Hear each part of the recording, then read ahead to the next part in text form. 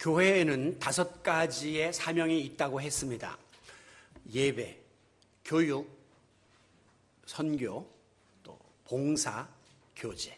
이 5개가 교회를 떠받들고 있는 기둥이에요. 그래서 이 5기둥이 조화를 이루고 균형을 이루어야 교회가 건강한 교회가 될 수 있습니다. 이 5가지 요소가 다 중요하지만 이제 그 중에서도 굳이 한 가지 제 1순위를 꼽으라면 그것은 바로 예배라고 말할 수 있습니다. 즉 교회의 존재 이유와 또 우리 성도들의 이 모임의 목적이 살아계신 하나님께 예배를 드리는 데 있기 때문입니다. 그래서 예배는 우리 기독교 신앙의 가장 핵심이고 기본이고 중심이 되는 것이요, 또 우리 성도들은 예배자로 살아가야 될 책임과 사명이 있다는 사실을 한순간도 잊어서는 안 됩니다. 그 예배라는 것이 단지 주일날 한번 교회에 나와서 드리는 이 예배뿐이 아니라 여러분의 삶의 현장 속에서 나의 삶을 통해서 하나님께 예배드리는 그런 생애를 계속해서 살아가야 한다고 하는 것이죠. 성경 속의 예배의 역사를 추적해 올라가면 구약시대의 출애굽기 8장 25절 이하에 보면 이제 모세가 이스라엘 백성들을 출애굽하기 위해서 애굽 왕 바로와 단판을 짓는 장면이 나옵니다. 그때 바로가 말하기를 이 애굽 땅에서도 너희들이 얼마든지 너희의 신 여호와께 예배를 드릴 수 있도록 허락할 터이니까 그냥 여기에 머물러 있으라, 이렇게 회유를 합니다.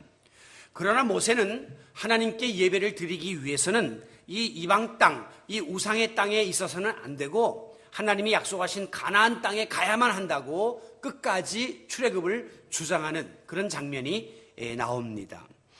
이와 같은 측면에서 볼 때의 출애굽의 목적 중에 하나는 이스라엘 백성이 하나님께 자유롭게 예배하기를 원했던 겁니다. 그들이 하나님 앞에 바른 예배를 드리고 싶었던 소원이 있었던 것을 볼 수 있습니다.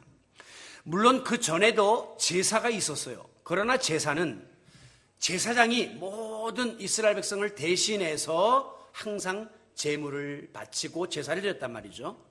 모든 회중이 함께 참여하는 예배는 그 이후 출애굽 사건 이후에 이스라엘 민족에 정착되었다고 보시면 됩니다.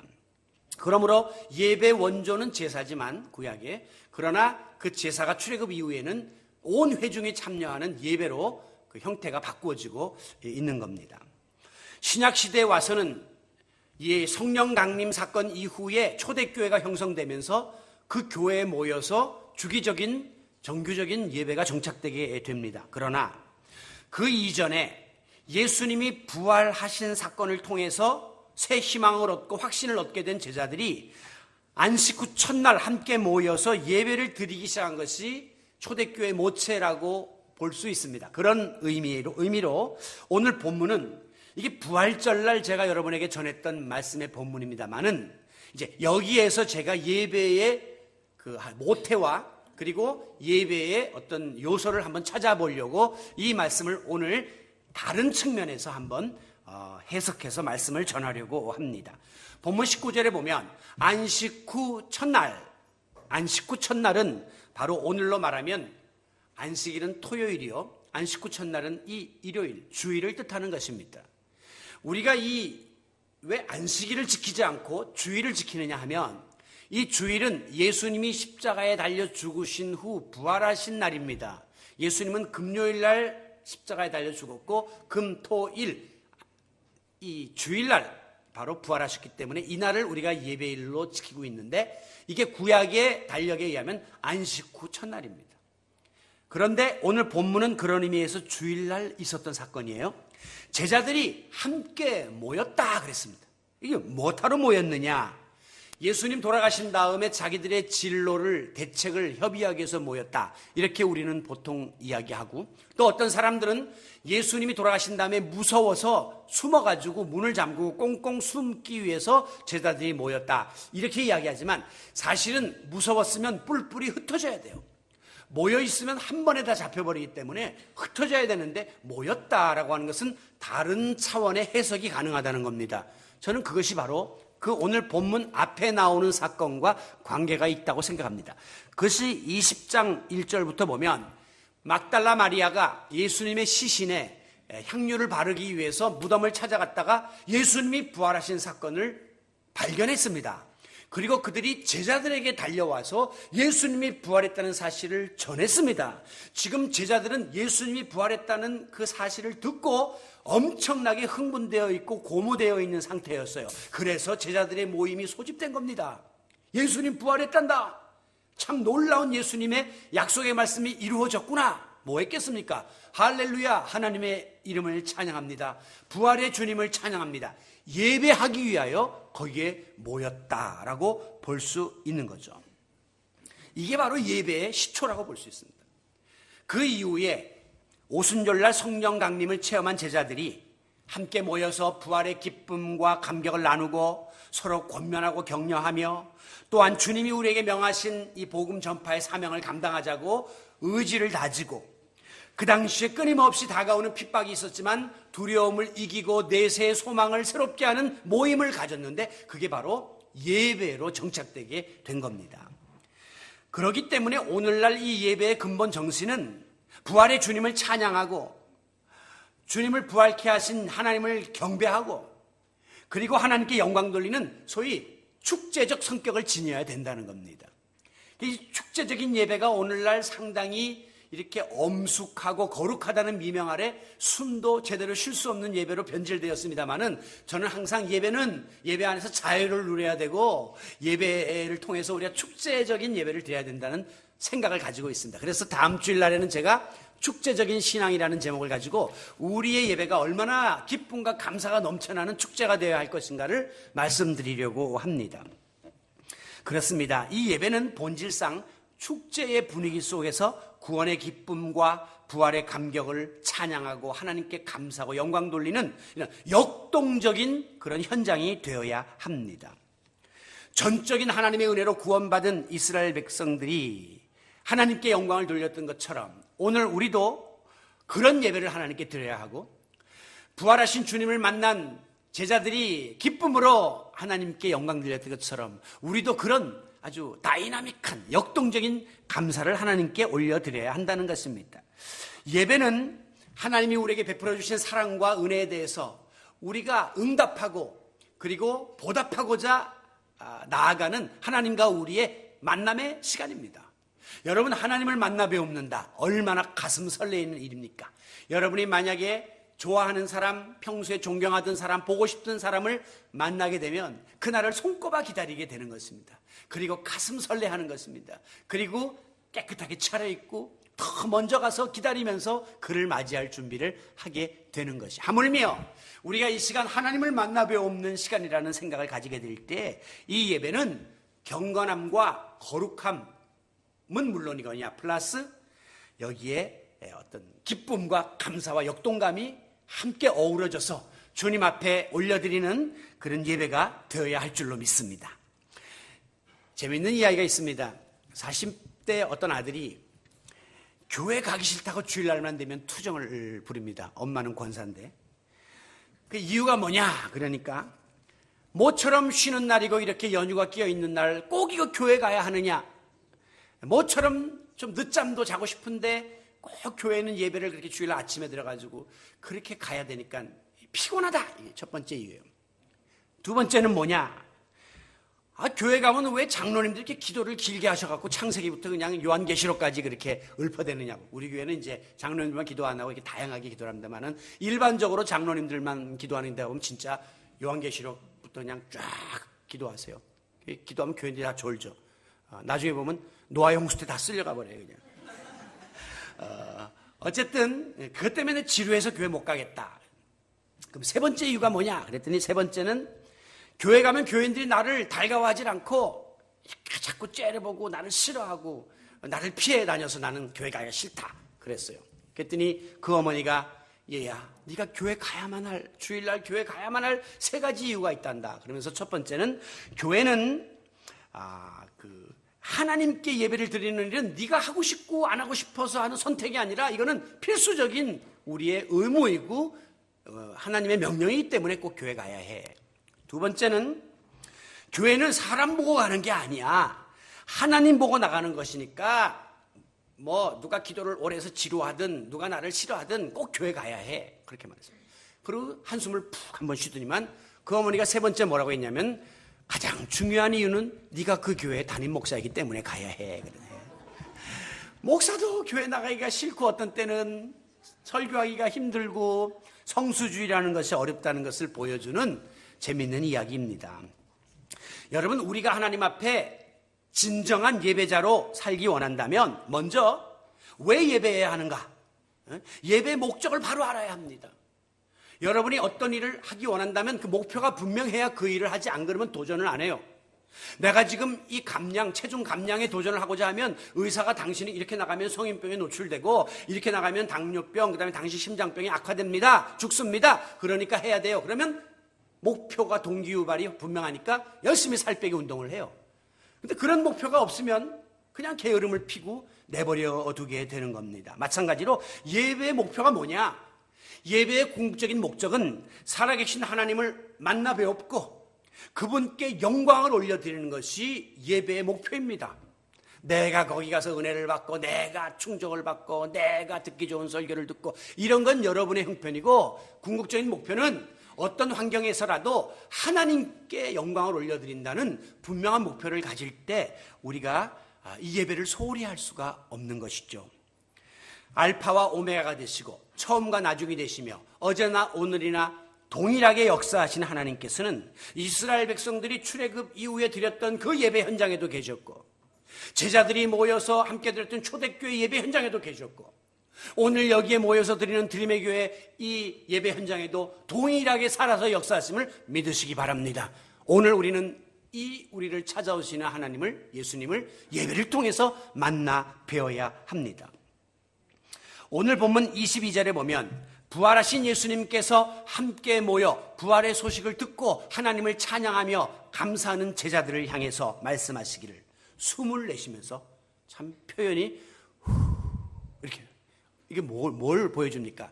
처음에 인간을 지으신 다음에 하나님이 인간의 코에다가 하고 생기를 불어넣었던 그 푸뉴마, 그 생명, 그 성령을 우리에게 부어주시는 거예요. 그러면서 예수님 뭐라고 말씀했습니까? Receive the Holy Spirit.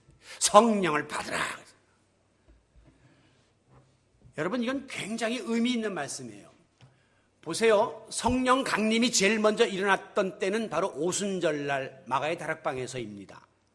오순절이 언제냐 하면 예수님이 부활하신 날로부터 50일째 되는 날이 오순절이에요. 그리고 오순절은 유월절로부터 7번째 안식일을 지난 다음 날이 오순절이에요. 안식일은 7째 날인데 7 곱하기 7, 77이 49, 그 다음 날이 50일째 날이거든요. 그러기 때문에 바로 이 오순절은 안식 후 다음 날입니다. 지금 우리가 드리는 이 주일이에요. 그렇기 때문에 오순절날 성령이 강림했다는 것은 49 플러스 그 다음 날, 안식 후 다음 날이기 때문에 오늘 토요일이 지난 주일을 의미하는 예표예요. 그리고 그 당시 마가의 다락방에 모여 있었다는 것은 바로 오늘 교회의 예표예요. 모여 있는 거예요. 그리고 그들이 거기서 뭘 했습니까? 마음을 같이하여 성령 받기를 기도하고 간절히 매달렸는데, 이것은 바로 오늘날 예배의 예표입니다. 그렇기 때문에 오순절날 마가의 다락방에서 성령 강림을 구했다는 것은 주일날 교회에서 성령 충만을 체험하는, 예배를 경험하는 이 사건의 모델이라고 볼 수 있는 거죠. 우리가 지금 예배 후에 구약 성경 개관을 이제 함께 또 공부할 텐데, 우리가 많이 깨닫는 것이, 그분이 분명히 말했어요. 구약과 신약은 예언의 말씀이 응답돼서 딱 들어맞는 거예요. 지난 주일날 제가 말씀드린 것처럼 성경은 그 오래전에 1500년의 역사를 통해서 40명의 저자가 다양한 직종의 사람들이 썼는데도 기가 막히게 일맥상통하는 맥이 있다 그랬잖아요. 이런 성령 강림의 사건조차도 우리에게 그런 예표를 주고 있는 것입니다. 우리가 부르는 찬송 중에 우리 모일 때 주 성령 임하리 하는 찬송 있죠. 주님의 성령 지금 이곳에 임하소서, 임하소서. 여러분, 우리가 예배하는 그 자리에 하나님의 영이 다가오십니다. 우리 주님이 직접 오시는 건 아니지만 그분의 영이 이 자리에 임재하신다고 하는 거죠. 그렇기 때문에 우리가 함께 모여 예배하는 가운데 성령 충만을 경험하게 되고 또 성령께서 하나님과 우리 사이를 엮어주시고 우리는 성령을 통해서 주님이 주시는 음성을 듣고 그리고 응답을 받고 축복을 받는 영적인 교통, 영적인 교제가 바로 성령을 통해서 우리 가운데 주어진다는 사실을 믿으시기 바랍니다.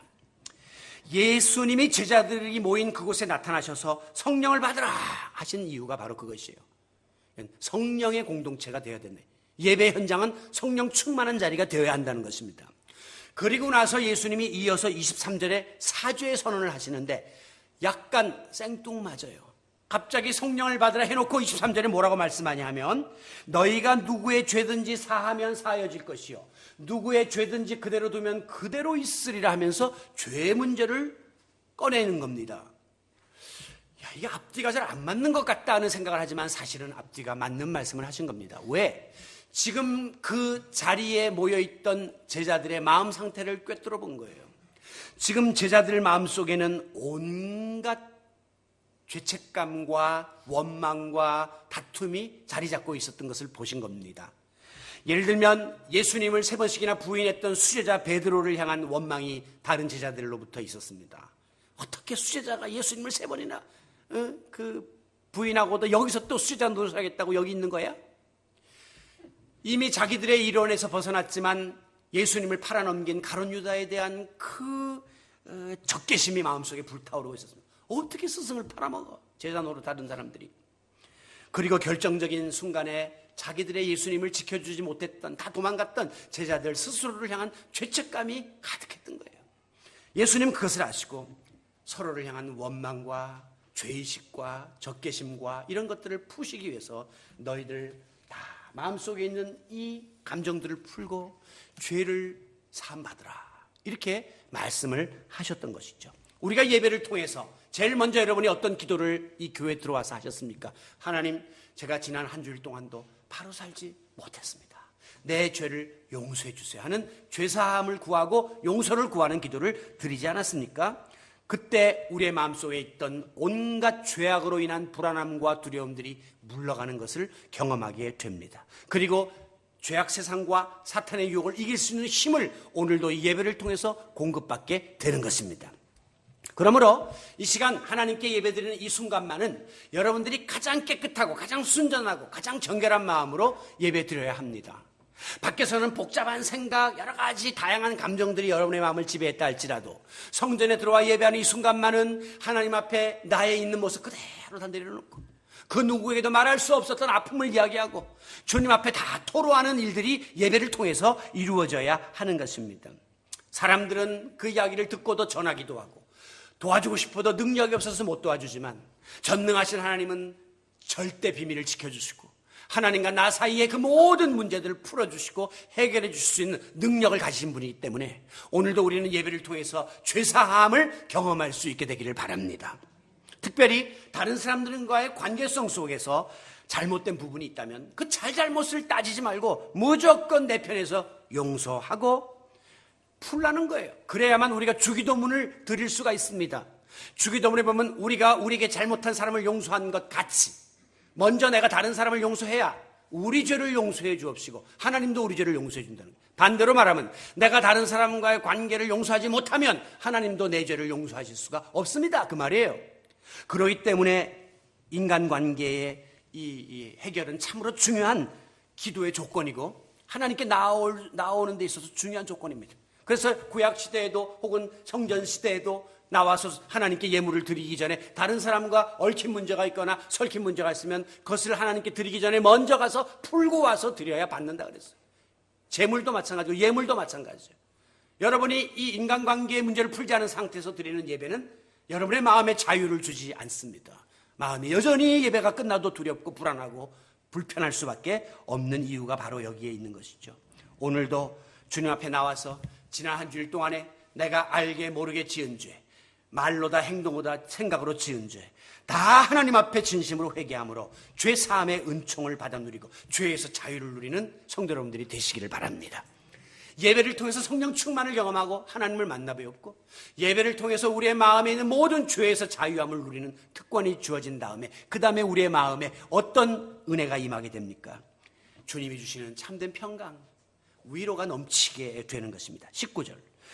제자들은 예수님이 죽은 다음에 유대인들의 보복이 두려워서 문을 걸어잠그고 불안 가운데 떨고 있었습니다. 두려움 가운데 떨고 있었습니다. 그 순간 부활하신 주님이 그들의 모임 가운데 다가오셔서 샬롬, 너희에게 평강이 있을지어다 라면서 그들의 마음을 위로하시고 평안을 주시고 용기를 불어넣어 주시고 소망을 새롭게 하셨습니다.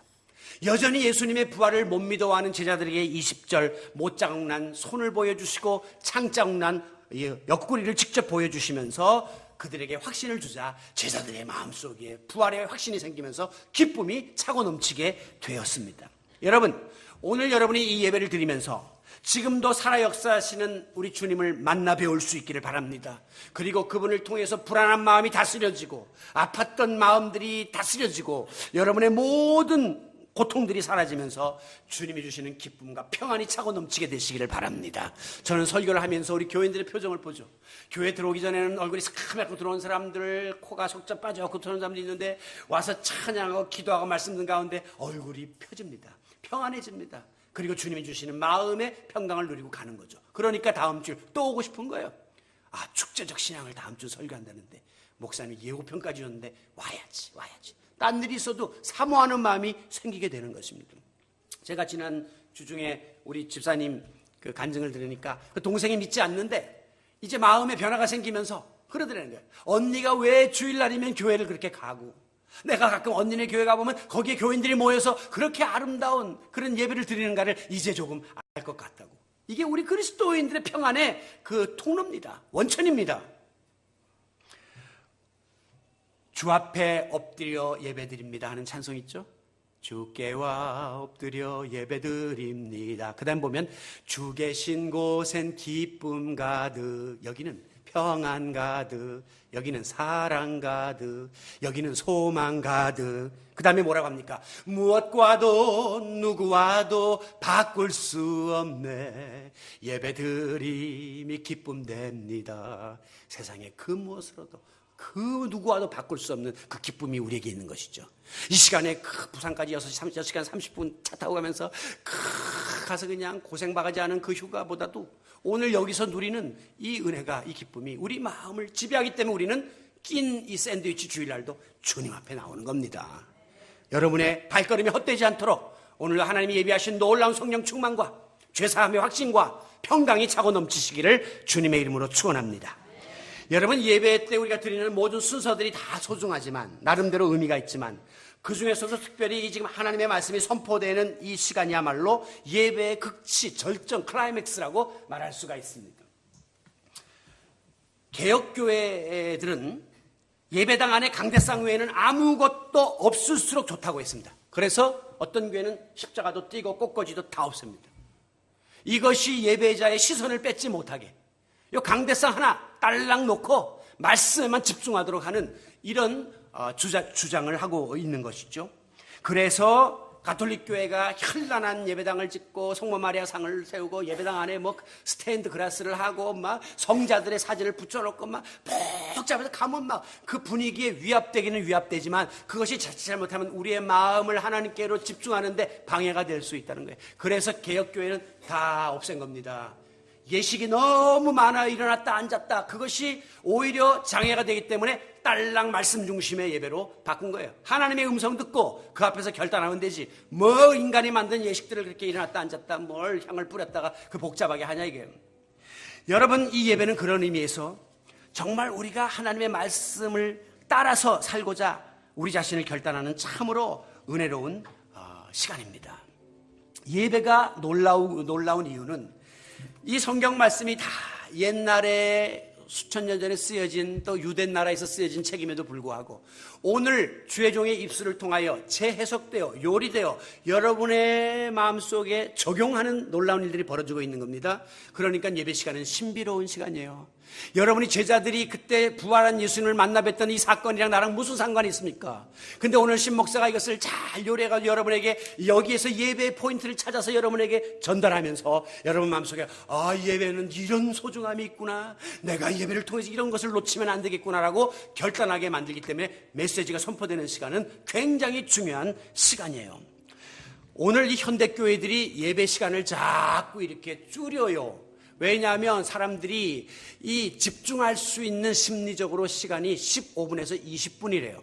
지금 목사님 설교가 이제 20분을 넘어가기 시작하자 드디어 딴 생각이 나기 시작하고 몸을 꼬기 시작하고 여러 가지 이제 피곤함이 오기 시작하죠. 그래서 대부분 지금 한국 교회는 예배 시간을 1시간 안에 끝내고, 그리고 이제 그 설교는 그 중에 20분 정도, 이게 정설입니다. 그런데 드림의 교회는 예배가 1시간 안에 끝나기는 끝나는데 설교가 40분이야.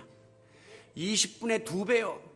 낸들 여러분 피곤한 건 모르겠습니까만은 제 마음속에 주관이 있어요. 왜? 여러분들은 일주일 내내 세상에 살면서 교회 자주 나올 수 있는 입장도 못 되고, 교회도 지금 지역교회의 성격이 아니기 때문에 멀리서들 오셔야 되고, 모처럼 왔는데 딸랑 20분 설교 듣고 하는 너무너무 아쉬운 거예요. 그래서 제가 어떻게 하면 이 여러분들에게 좀 더 하나님 말씀을 잘 지어서 대접할까 생각하다가 다른 순서를 다 줄였어요.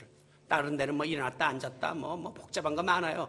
헌금 드릴 때도 막 특송한다고 그것만 해도 5분 걸리고 뭐 복잡합니다. 우리는 엑기스로 그냥 예배드리고 말씀에 포커스를 두는 이유가 여기에 있는 것입니다. 그래서 여러분들 혹시 좋을까봐 막 여기다 PPT도 해놓고 그림도 찾아다가 그냥 하고, 또 제가 이렇게 따발총처럼 설교를 빠빠빠빠 하는 것도 제가 여러분 지금 이렇게 느린 말씀을 여러분들께 자장가로 들리지 않겠습니까? 그렇기 때문에 제가 빨리빨리 이렇게 하는 거예요. 그리고 예화도 집어넣고 어떻게 해서라도 이 시간에 예배에 대해서는 여러분이 마음의 각오를 다지고 가야 될 거 아니에요. 예? 이 연휴의 중간에 어렵게 교회 나왔는데 하나님이 주시는 음성 듣고 가야 될 것 아닙니까?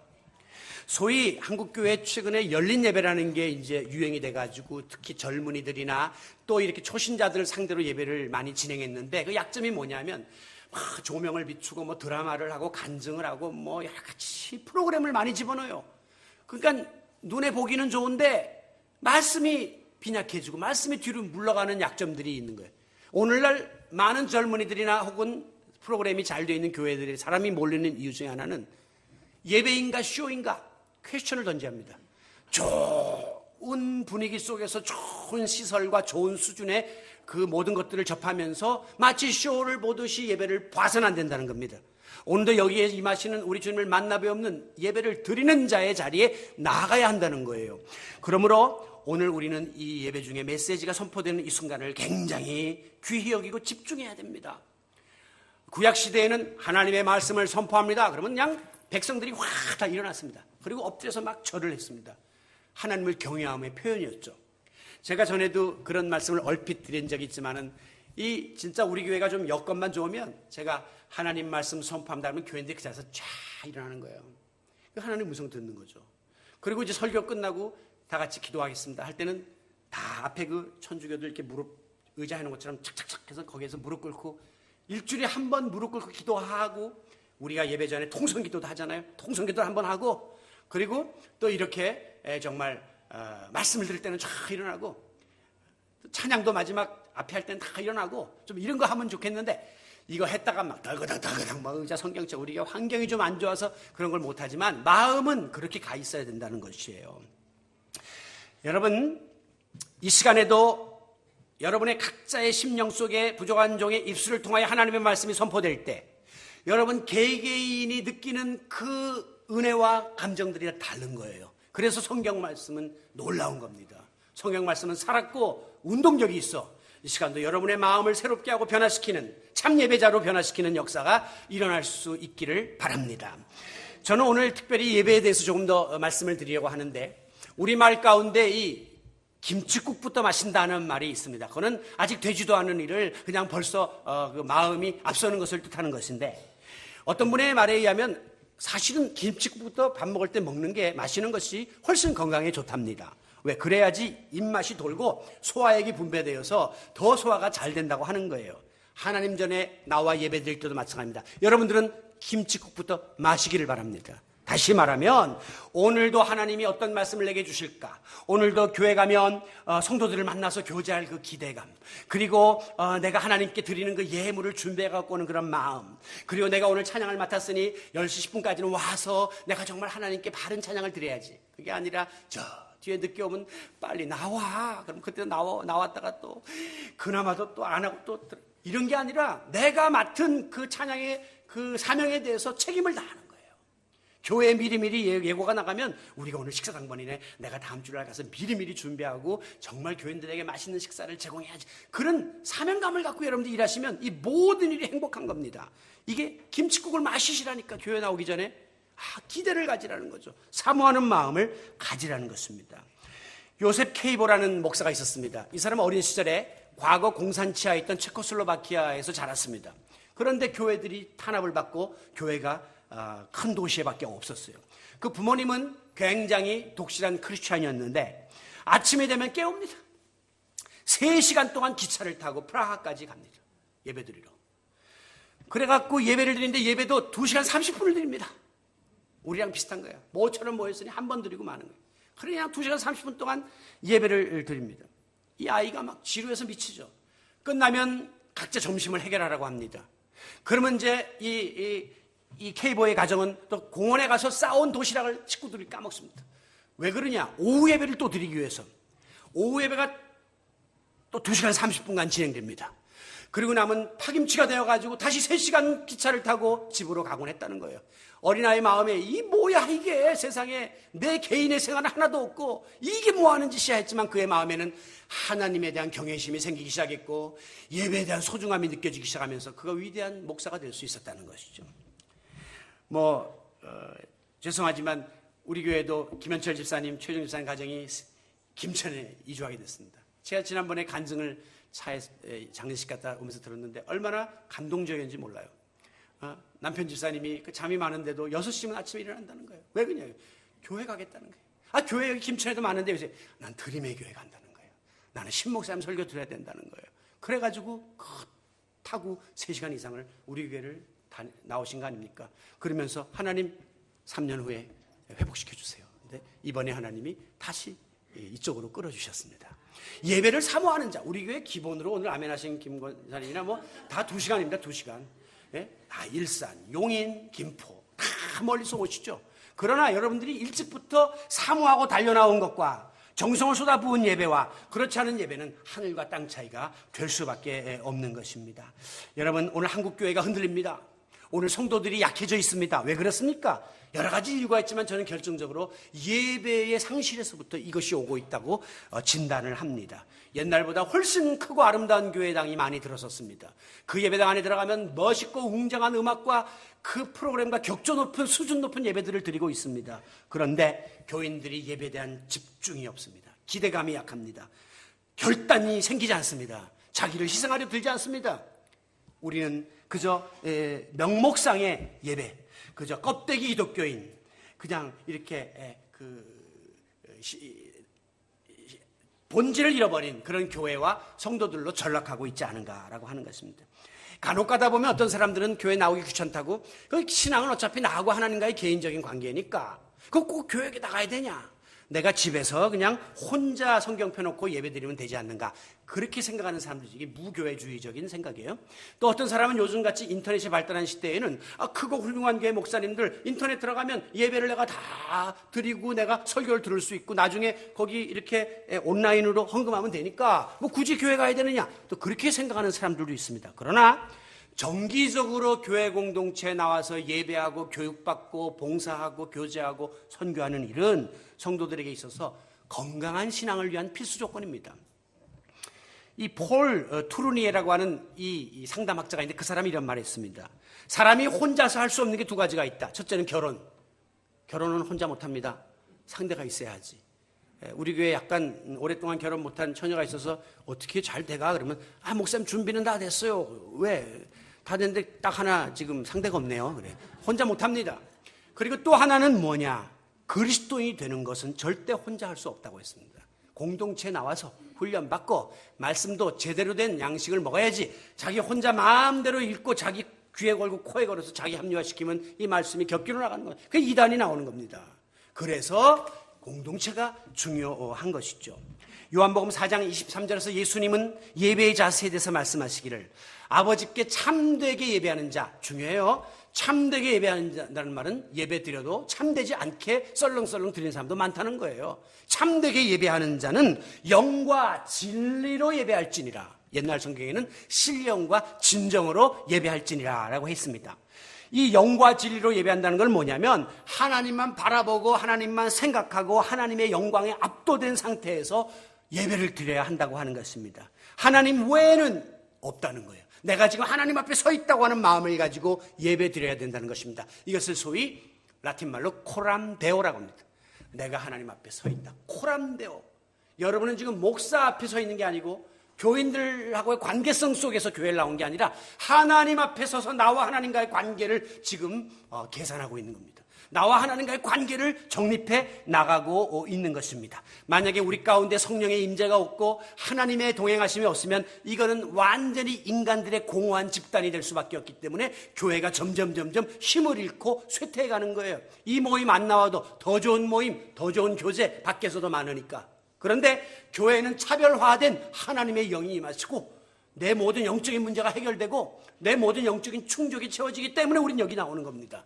오늘도 이 교회와 예배를 통해서 하나님이 우리에게 허락하시는 이 모든 것들을 받아들이기 위해서 우리는 최상의 것, 최선의 것을 들여서 노력해야 됩니다. 시간을 엄수해야 되고요. 복장도 단정하게 해야 되고요. 맡은 책임을 잘 감당해야 되고요. 졸음이 오면 꼬집어 비틀어서라도 졸음을 쫓아내야 되고요. 잡담을 하지 말아야 하며 스마트폰을 끄고 들어와서 예배에 대한 준비를 해야 하는 것입니다. 예배를 소중히 여기고 기대하고 사모하고 준비하면 하나님이 거기에 상응하는 은혜를 우리들에게 허락해 주실 줄로 믿습니다.